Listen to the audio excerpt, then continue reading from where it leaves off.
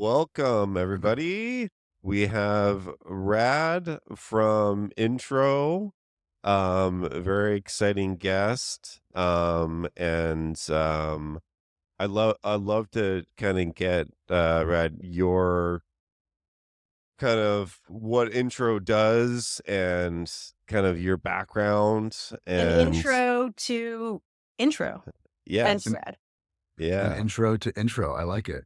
Um, so what intro is in my background? Okay, good two questions.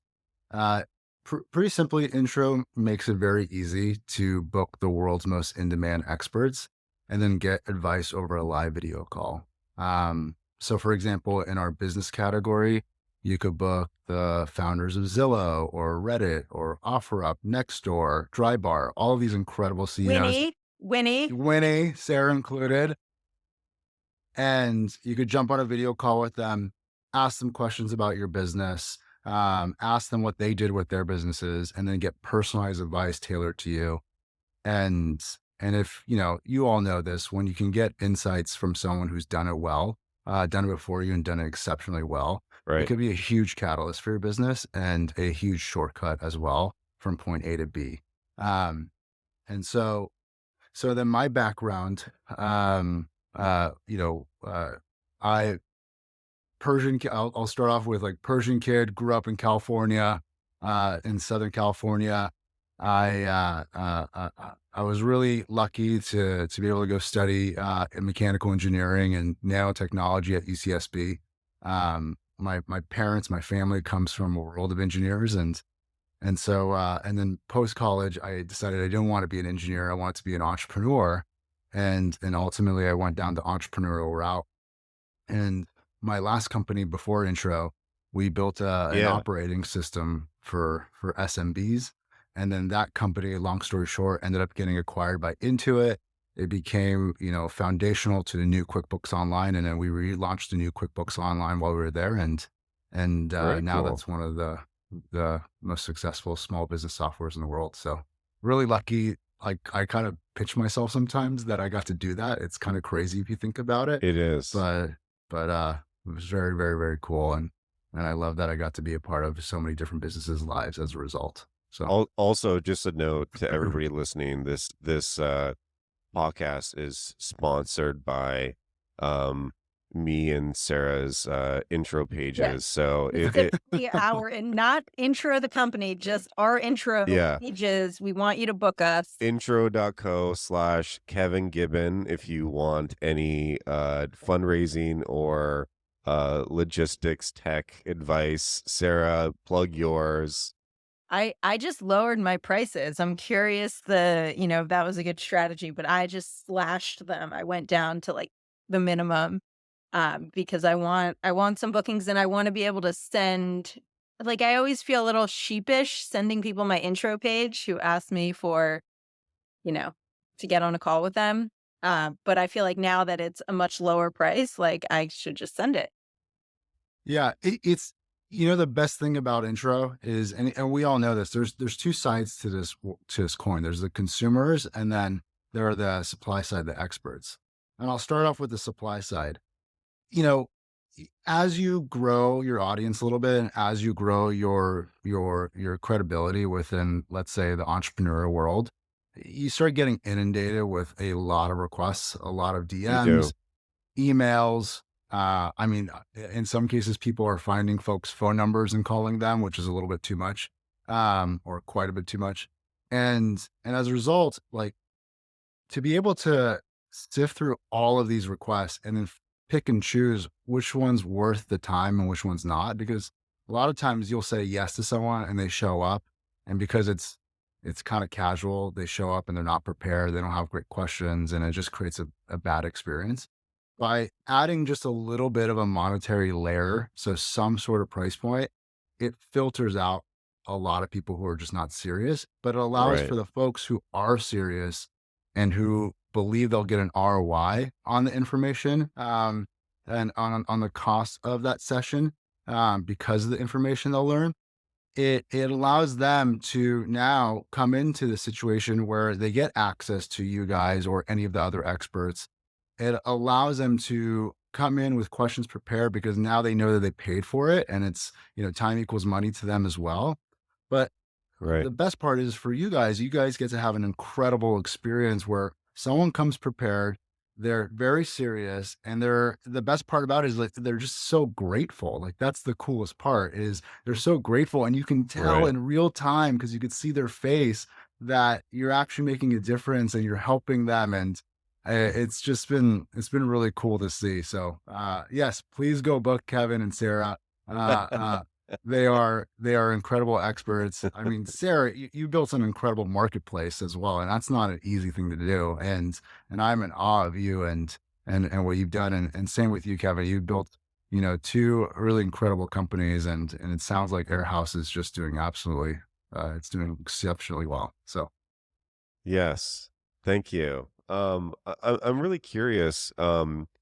There's been and just for people listening, like kind of like the why now kind of thing mhm, for intro. Like I think there's been a few different takes on intro, right? There's been what is it, clarity.fm, which was founded by Dan Martell. There's Cameo, which is obviously completely different, yeah. but it's similar as far as like pairing. Well, that's it's kind of like a funny video type of thing. Like what kind of led you to like build intro? Well, two parts. So I've actually had the idea for intro for a long time, but Yeah, um, I talked to Bill Gross a long time ago, and one of the things he had shared with me, and then he did a big presentation on it, which was one of the biggest indicators of success for a startup is actually timing, not just team, totally. not just idea. Yep. And so I had this idea for intro for a very long time, and part of that was because of this moment in time that I had that completely changed my life. So, and maybe I'll just touch on that really quickly. Yeah.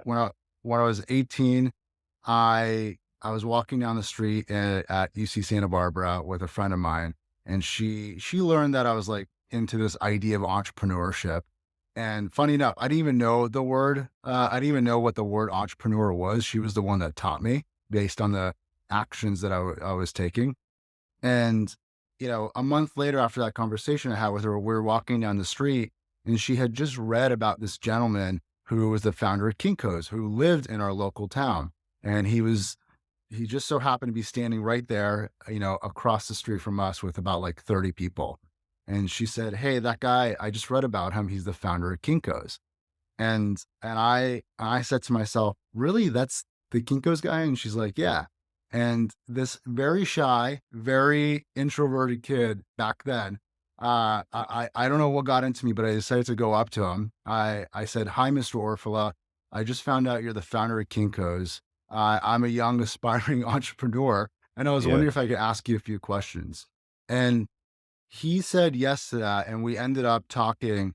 And in the first 15, 30 minutes, I learned more about entrepreneurship than I had ever learned before. I was so inspired by his story and how he got started. And he said a couple things to me at the end where it's all I needed. I just needed someone to believe in me like him who had done it before to basically take the plunge and really start seeking out how to become an entrepreneur and be successful at it. And so that moment was so serendipitous and it was so special. right. And when I sold the last business to Intuit, he was the first phone call I actually made. We stayed in touch and I just let him know what was going on and I thanked him.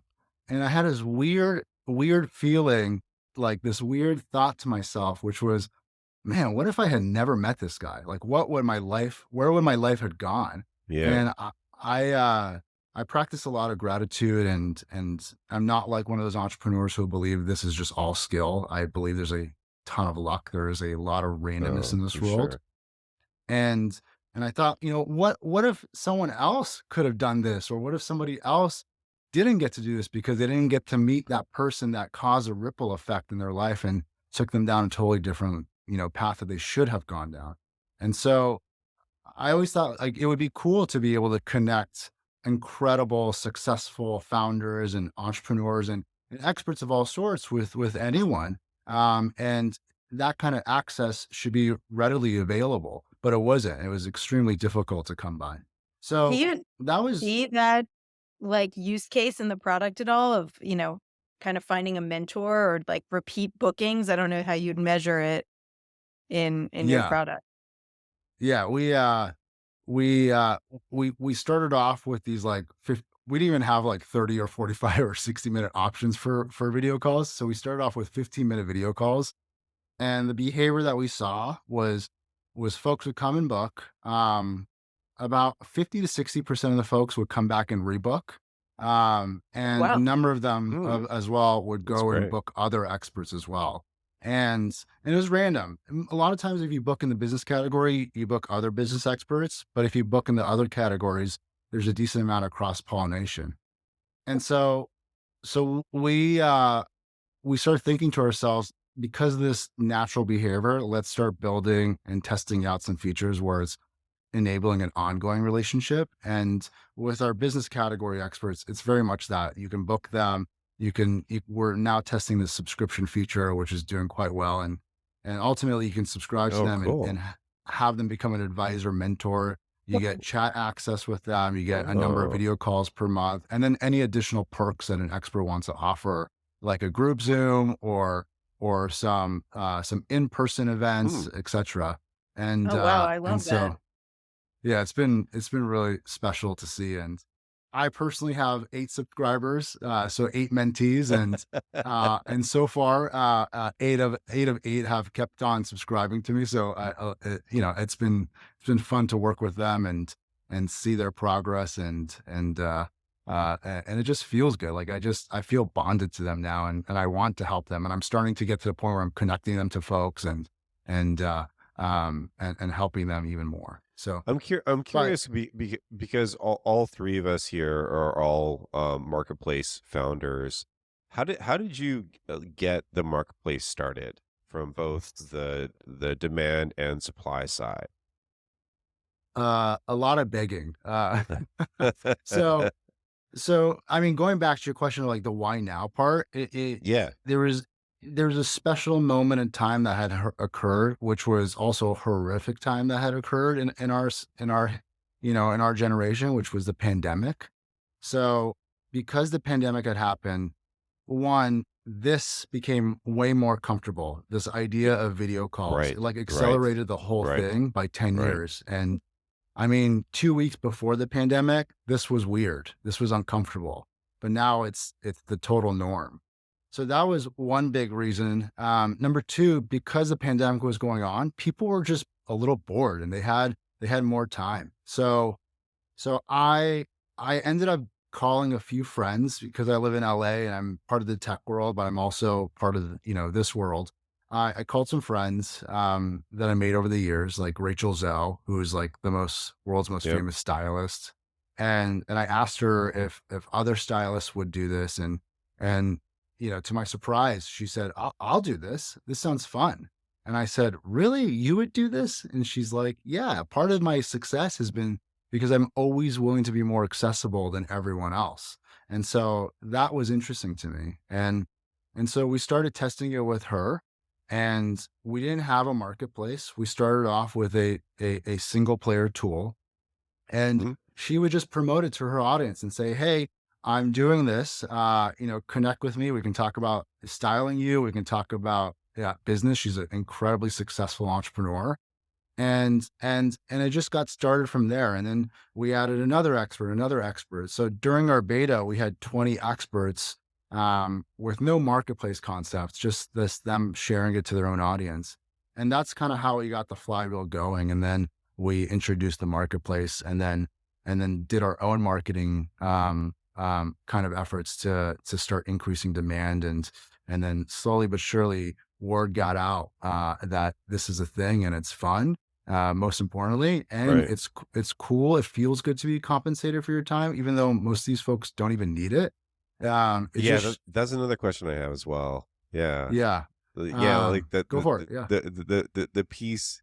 I've always tried, and this is why we do this podcast for free. We don't make any money off of this. We try to just share our knowledge.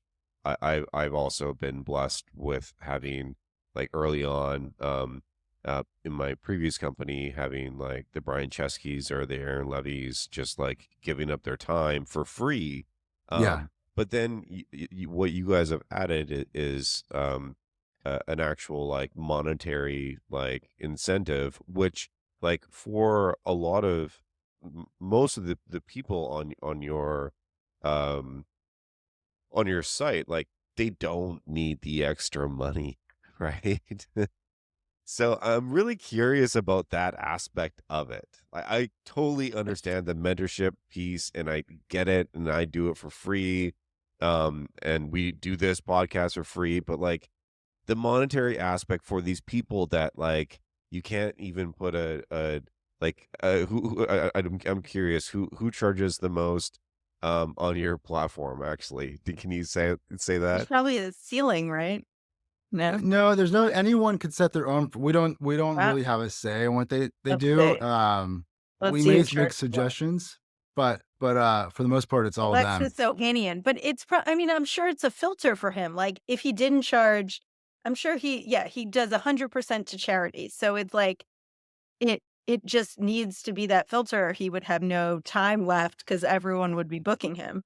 But Yeah. also, yeah, there's the charity feature, but also there is the, like, I'm assuming the majority of people that, like I don't know what you, Sarah, what you would book your time, or what you would book your time at, like, the monetary piece is like, it's kind of perplexing, but it's obviously working for you. I'm just kind of curious on Mm. that piece, like, why do people actually put up their time for dollars and they don't really need it? And like, I'm running a company and I just sign up for Intro, and like, I'm like, yeah, like, here's an extra whatever, $300 for 15 minutes for my time or something like that. But like, it's probably better spent like working on my company. So I don't know if it is like what Sarah, what you brought up as a filter, but I'm really curious about that, like, aspect of that, um, just in like human nature, I guess. Totally. Okay, so I think the best thing we have to do is like also take a step back. So we're all a part of Silicon Valley. We've all been fairly successful, Yeah. and and and we've also built a over many years a strong network within Silicon Valley. And part of the reason is because we are venture backed. We have these incredible investors, and Yeah. like you mentioned, the Bryans of the world or the Aarons of the world. These are folks who probably invested in your company and so forth. So they had an incentive as well to help you out. Right. Um, and this whole They culture of actually like, didn't, to be clear. They did not oh, okay, invest. yeah, No. yeah, but you The were still like a pretty yes. well known venture Yes. back. Yeah. Like Yeah. you were Yeah. Yeah. Yeah. extremely hot company of your Yeah. time. So Yes. Yeah. so so people want gravitate towards that and they want to be around that. That's And true. so, you know, within Silicon Valley, and let's go back to just like a little bit of history. Like 20 years ago, we hear, or 30 years ago, we heard of these situations where Steve Jobs would email the CEO of HP and get a response back. And the reason why was Silicon Valley was substantially smaller back then. Right. I mean, it was just Right. significantly, it was like 1/100th of the size. And so now it's just much bigger. It is a machine now. And it is not just in Silicon Valley. This idea of Silicon Valley is there, but it is becoming more and more global. So there are folks who live in Silicon Valley that because they just live there, they're interacting with folks, their network starts Yeah. to become other founders. And as a result, you can get connected to certain folks in a much easier fashion.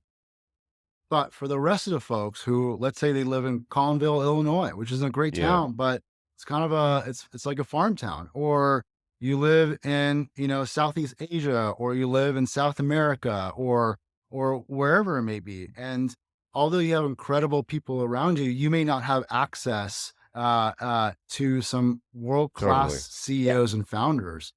And so for them, it's extremely difficult to get access to folks. and they do email, they do DM, and they most oftentimes do not get a response. So part of the reason why is there's all sorts of different reasons for that. There's sometimes there's just biases or whatever it may be. As a Persian kid, I can straight up tell you guys, I've A/B tested my name to get responses. Like, do I put R Mobrem? Do I put Rad Mobrem? Do I put my full Persian name? Right, And right. I can tell you, it makes a difference, unfortunately, but that's the sad truth.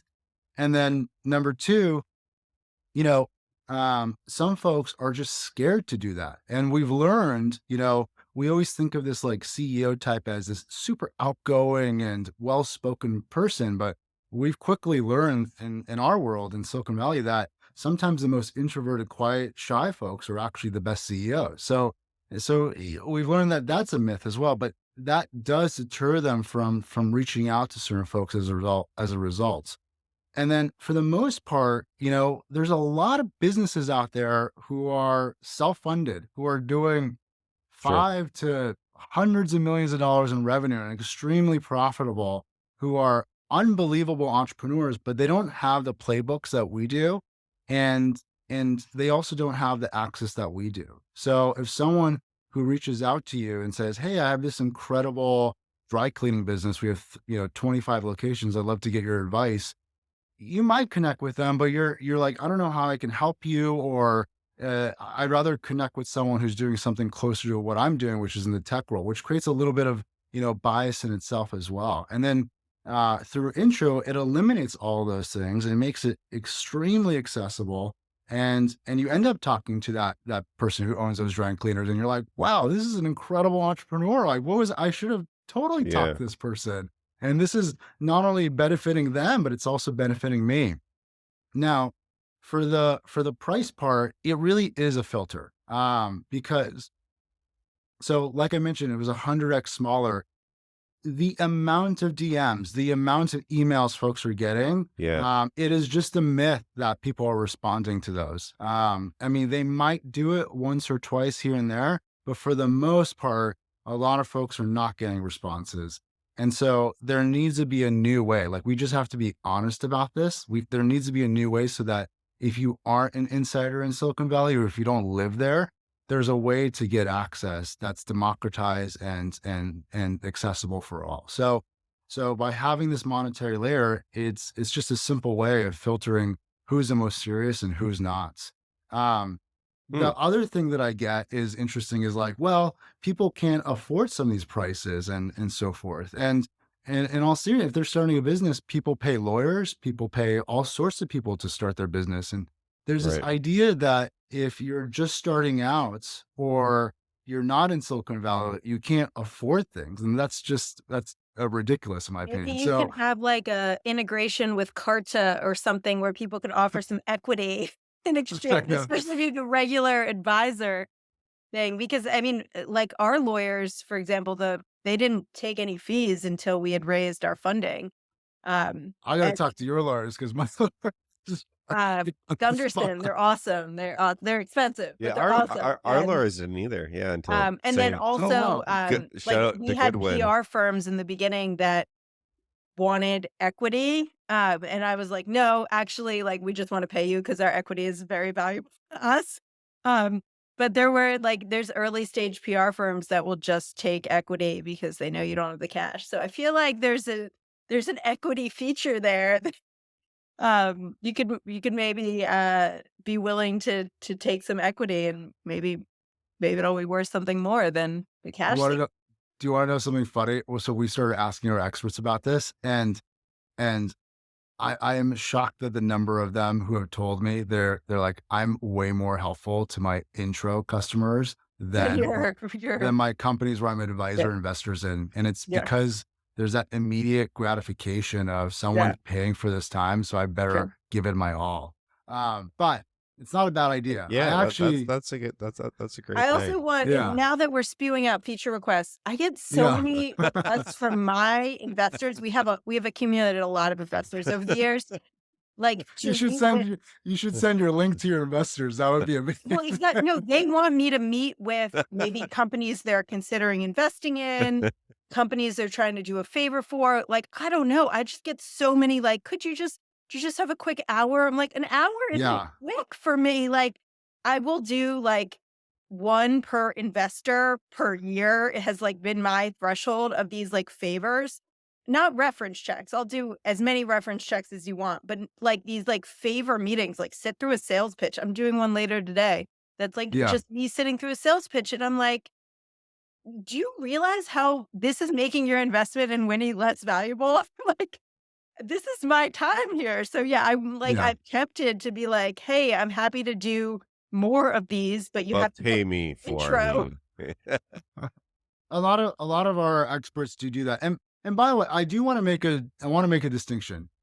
I think both should exist, coexist. Like we should still pay for if someone reaches out to us and there's a story to it and we're inclined to connect with Right. them. I still do that all the time. But for folks who don't want to jump through the hoops and they want the instant access, intro Yeah. is a great alternative as well. But you're right.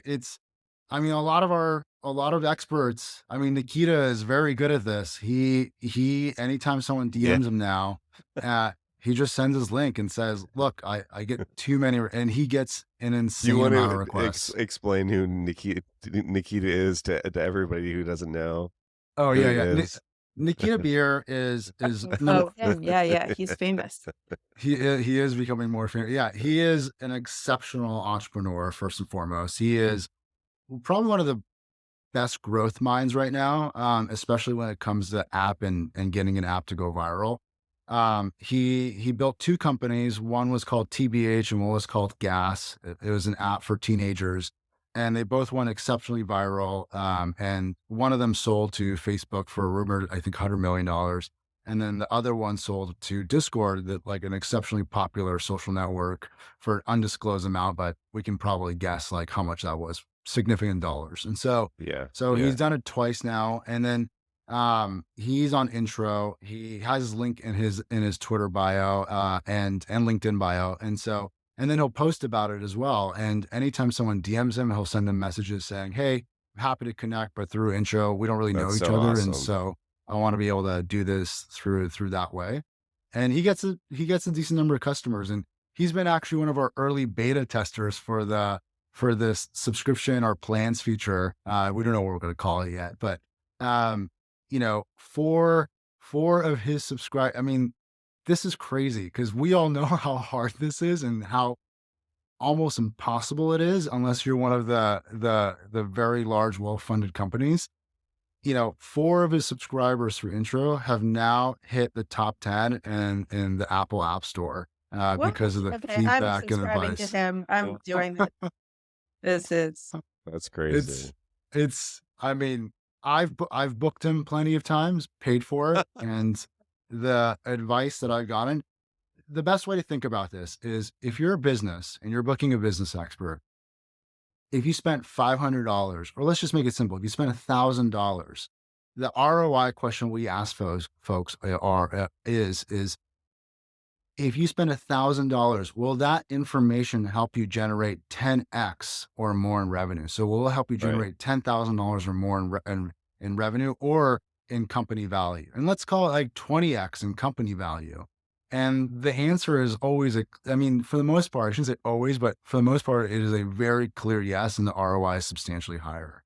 The advice that I've gotten from booking Nikita and also Nick Huzar, who's the founder and was the CEO of OfferUp, one of the most successful marketplaces. Yeah. I mean, that information, it may sound outrageous to folks, but for a company our size and where we're going to scale to, is going to save us months of headaches and also generate substantial value where the ROI on that, it's just going to be outrageous when I say the number. It'll be like 1,000x plus. It's going to be incredible because of what we learn and the shortcuts we now have to get from point A to B faster. So wait, is this podcast a competitor to Intro as we offer all of this for free? definitely not. I'm just joking. I'm just joking. I'm No, just no. joking. I think the thing you have to think about is we can all watch podcasts, and I watch podcasts all day long, Yeah. but that No, I advice, know. that information is a Yeah. little bit more general. Yeah, Whereas, I totally agree. Yeah. yeah, I was just joking. One Um, thing we found, like, we were testing this, like, concierge thing with Winnie where, like, we would actually talk to you and then make childcare recommendations using yeah, our data, but, like, after and through a conversation. And people just really wanted to, even if they could have, like, got the exact same search results, like, just using our free product, people really wanted to, like, share their unique twist on, "Oh, I really want Spanish immersion because my husband speaks Spanish." Like, people wanna share about themselves, and they want to connect, and they wanna feel like the advice is really personalized. yeah, We, like, just found that, like, most of the, like, uniqueness was in, like, people just wanting to talk about themselves and feeling like they were a unique snowflake that couldn't possibly be that our product that we already built applied to them. But I feel like the same thing for, I can listen to a million podcasts, but, like, I wanna share our unique, right. uh, you know, Right. eh, challenges with Nikita and then get his, like, unique take, which is probably the same take he gives like everyone else, but it feels Yeah. special. Um, yeah. and Well, yeah, you're willing to, like, kinda listen to it more when you feel like the advice is personalized. yeah, and it is, it's, I can unequivocally say it's substantially better when it is personalized, because there's Totally. just little Yeah. details. It's like the Yeah, last of 10 course. minutes that makes a winner versus not a winner. And so, and to what you said, which is you're giving a different flavor of Winnie to folks. You know, when I was at Intuit, I got so lucky because I got to hang out with Scott Cook, the founder of Intuit, a lot.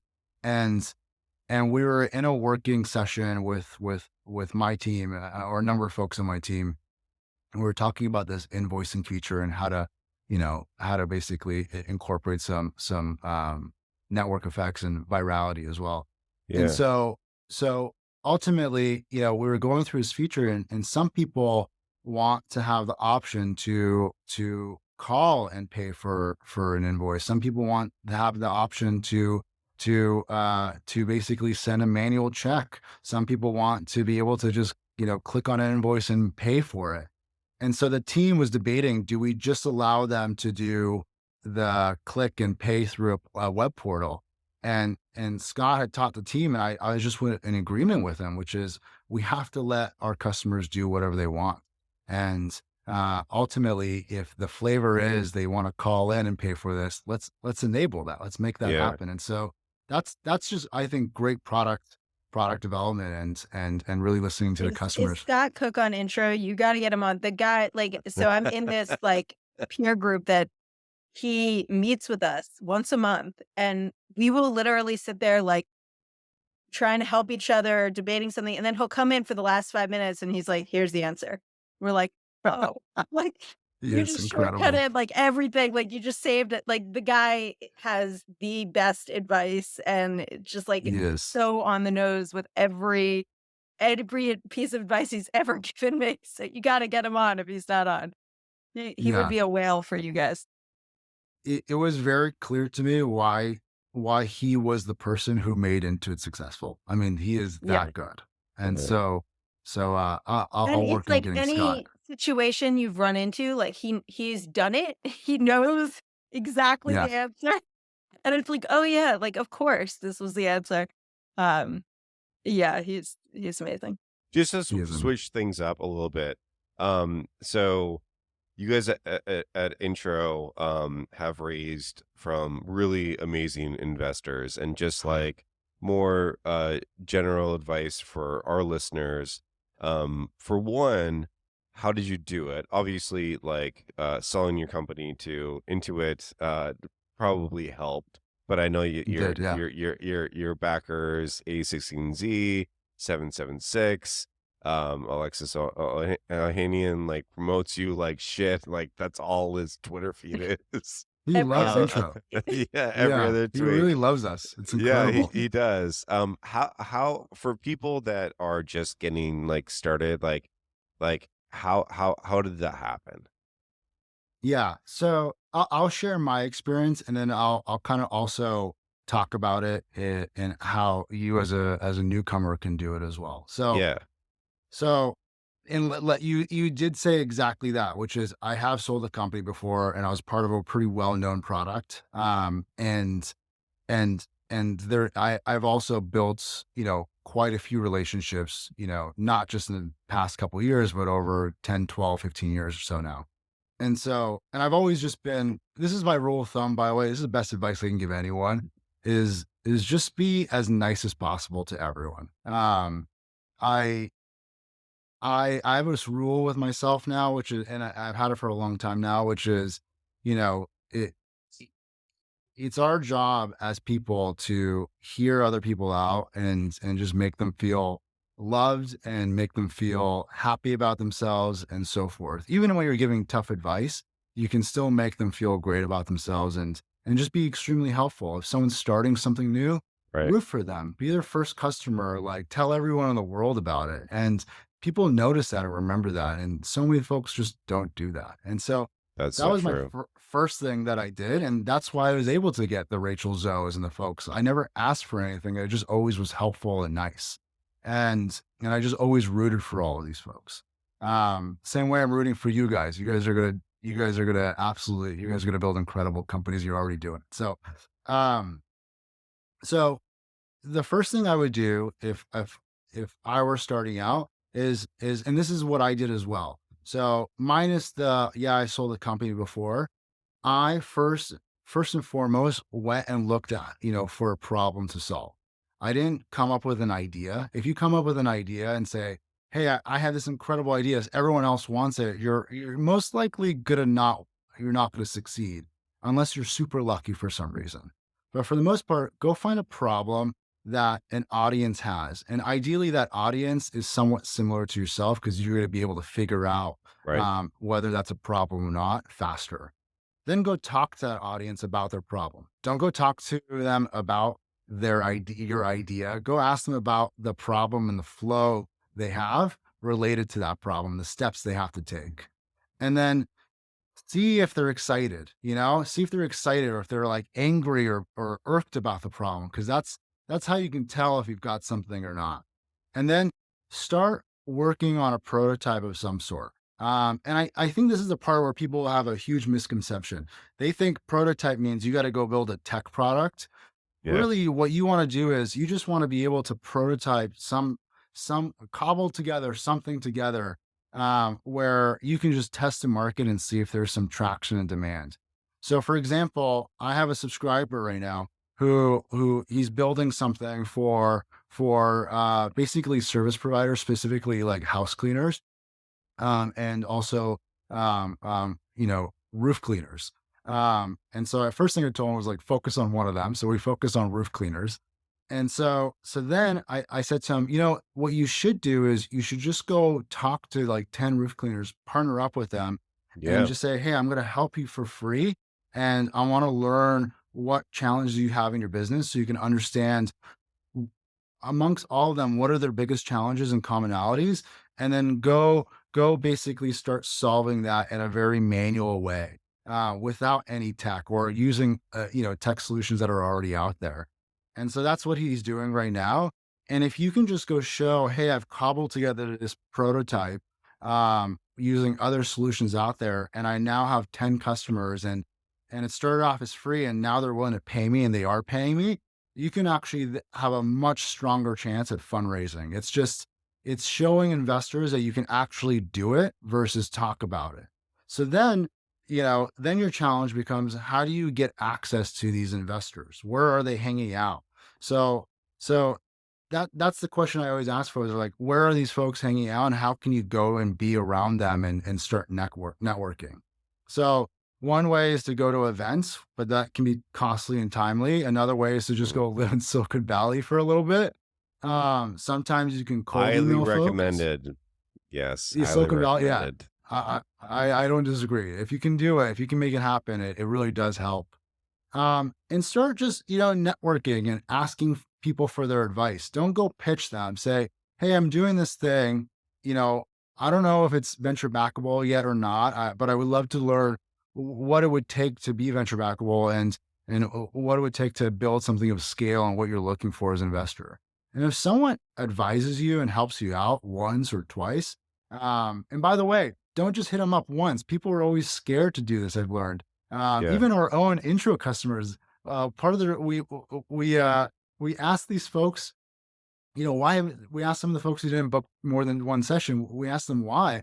And surprisingly, a lot of them said, "Oh, I didn't know it was appropriate to book that expert more than once. I thought I didn't want to be annoying to them." And we're like, "No, you can." So if you're doing this manually and you're just doing this the organic way, start asking them for more advice, stay in touch with them, make them bond with you and have a connection. And then one person could be your entryway into a lot of other, Totally.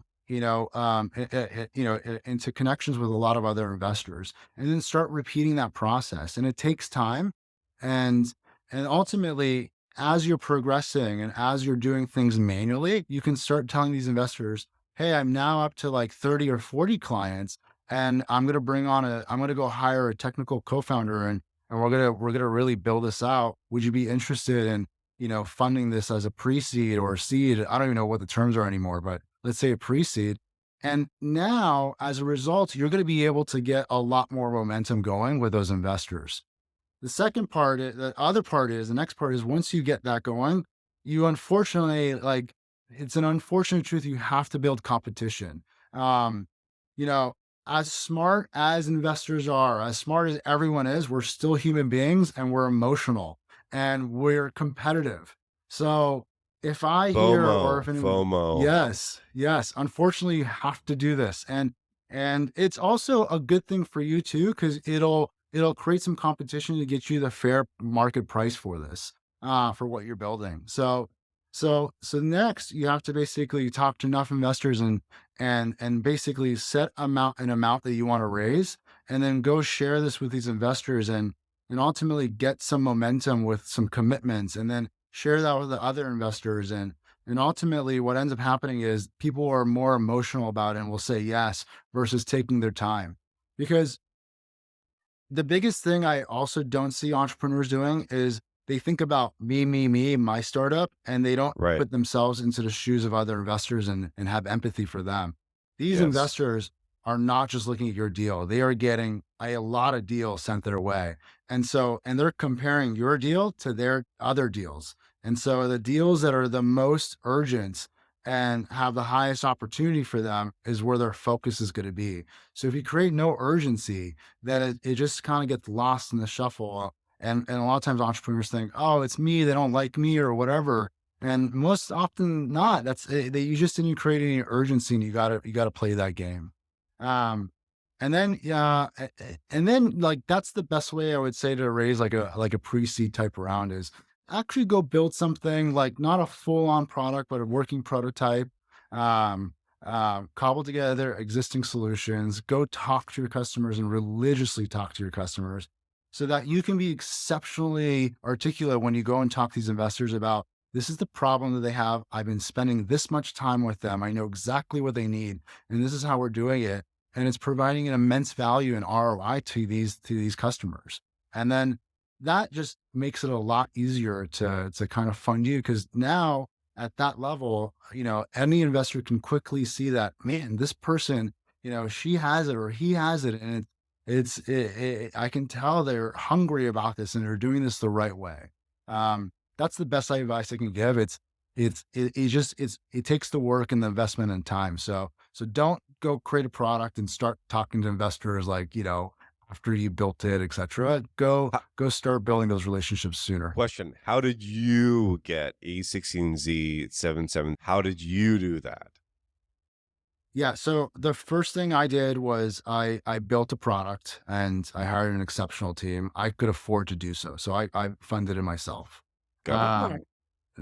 Um, then what we did was we basically had a product. I mean, it wasn't glamorous, but it was still a pretty good product.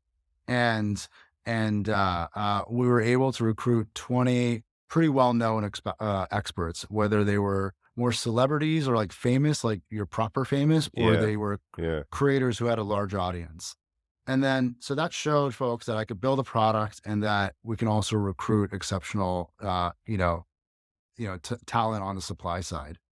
Then we had actual revenue and traction. So, and like the first, 3 months of it, I think we had like 30 to 50K in revenue, which is, not a crazy amount, but it's a lot for a company that size. And it just shows that people were using it. And then we also showed that folks were coming back and reusing it quickly. And that was cool Right. too. So then, what I did was I asked our first expert, Rachel, if she wanted to invest, and she said yes. So that was a good vote of confidence. Then Yeah. I reached out to my network of friends and CEOs and folks who were in my orbit, and I asked them for advice. And my intention was actually not to fundraise at this point. So my actual intention was to ask them for advice because I didn't know what the markets were. I hadn't raised in a long time, because I was working on the company and then sold it and I was into it. And then I took some time off. So I just wanted to get their take. And I said, hey, this is our traction. Here's our vision for this. Do you think I can go raise money at some point from top funds? And not only did they say we could, they all were like, I'd like to put some money in this if it's possible. So then I said, all right, well, maybe I'll raise like 500K or something, like from angels. And so quickly, like it just kept getting filled up because I would do the same thing. I would ask for their advice. And after the sixth or seventh person said, hey, can I invest in this? I reached out to all of them and said, maybe we'll do like 500K or something. And then I started doing the same thing with more friends who are investors or CEOs. And same thing kept happening is like, wow, like this, you're way farther than most people got. You don't even realize how far you are compared to them. Right. People are Right. raising on napkins right now. So, and so we're playing on a napkin. So I kept doing that. And then next thing you know, it grew to 750 to 1 million. And then we are going to cap it at 1.5 million. And then we had $4 million in demand for it, just from angel investors. And then I basically raised 1.5 from those angels. And then very shortly after that, I started to raise like a proper round. And so I started talking to funds and I asked all those folks to connect me. And I also had relationships with a lot of VCs. And next thing you know, every VC I talked to, like same thing was kind of happening, which Right. was, whoa, like you did QuickBooks, you sold to them, you obviously have built something. It's cool that you back this yourself so far. And then, and it's like, it's The hard to get flywheel. these kinds of folks going and like, we'd like to invest. And so pretty much, I shouldn't say every investor, but a lot of them said yes. Yeah. And Yeah. so that created momentum. And then I got introduced to Alexis and also the 776 fund and Caitlin that had 776. Yeah. And then I got introduced to Andreessen. And Andreessen was very fast. Like they called me 2 minutes after my pitch and said, we're doing this deal with you. We're going to talk in a couple hours about terms. Um, and then I guess afterwards, after we signed it, they said, Jeff Jordan was like turned around to us and said, like, make sure this happens. Like, this is going to be a great company. And Love so Jeff. I was shocked to hear that. And I was like, whoa, like that guy, that's, that was pretty cool. That was a pretty cool moment in my life, to be honest, to hear something like that from that person. So, and Andrew Chen, and he's been amazing and he really wanted Yeah. to do a Yeah. deal and he made it happen. So In the last, so we have about like 8 minutes left here. I don't know if yeah, you want to do like a fun round. I'd love to hear, um, like you're obviously involved in on the supply side of your marketplace, getting like a lot of like really interesting and probably famous people. Do you have any like and also like you're in LA, you're in the scene. Like give us some like stories that you've never told before. Of and you don't need to Or name. like really fun people to book on intro that like we wouldn't think of that we should. No, the Yeah. stories are better, Sarah. Come on. Well, What are the crazy stories? you He's been might have to pay for those. he's a hustler. He's going and trying to sign up all the supply people himself. I know exactly what he's doing. What are some like fun stories that you could share? You don't need to name names, but it'd be better if you did. Yeah. I mean, funny enough, we actually do zero recruiting now of the supply side. It's all inbound and word of mouth.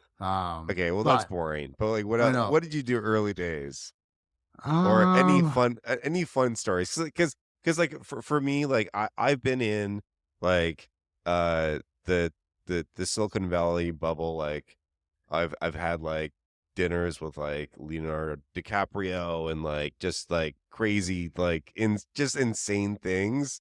I went to like Rihanna's like ball and all this stuff. You get pulled in the orbit. I feel like yeah, you definitely have gotten there. Like, give us some like just like juicy things for our audience to to um laugh to about share. or to I, share.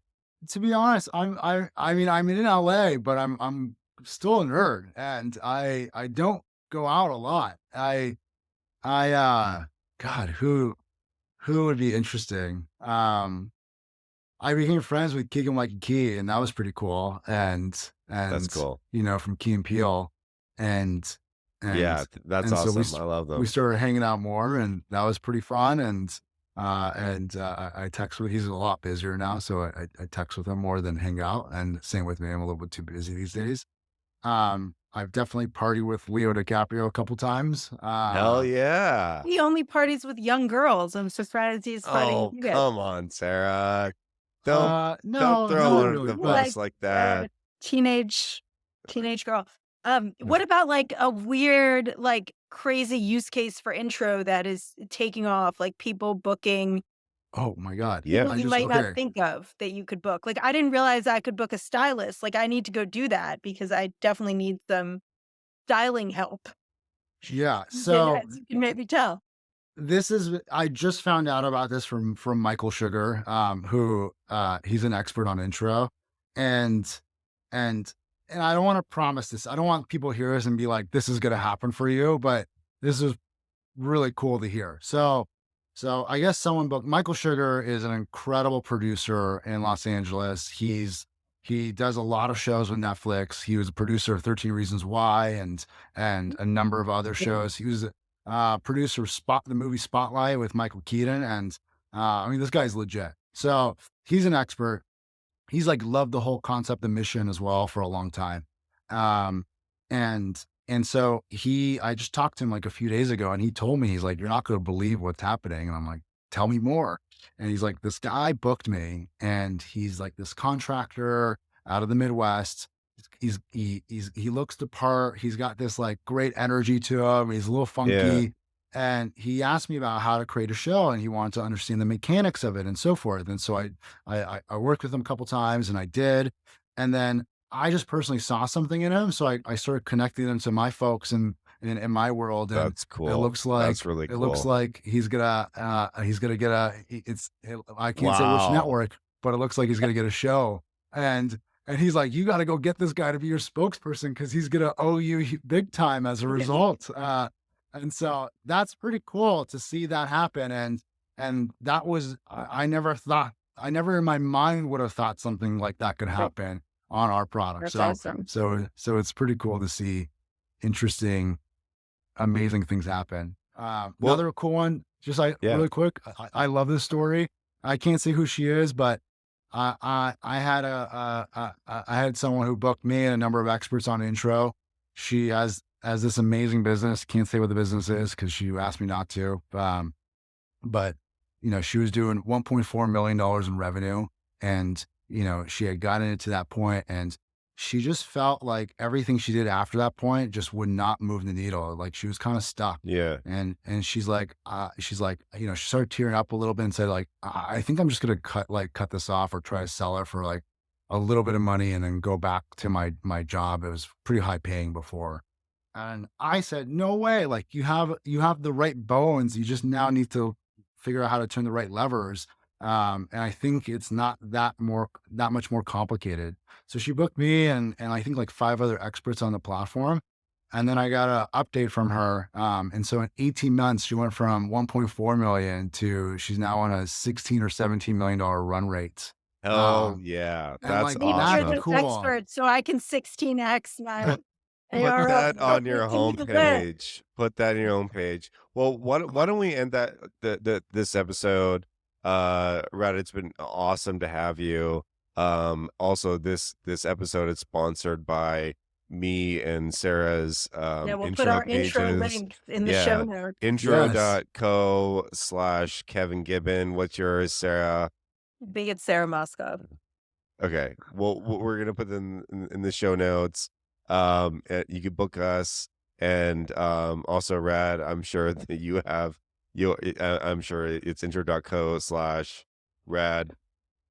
Mobrem, yeah. Yeah, Rad Mobrem. Yeah, please. Okay. Yeah, book all of us. Yes. Yeah. But Book definitely all book of Kevin and us. Sarah. Yeah. Yes. Thanks so That much. doesn't need the bookings. We do. Yeah. Yeah. Thanks so much, Rad, for coming on. I think this has been a really great episode, and everybody, we will see you later.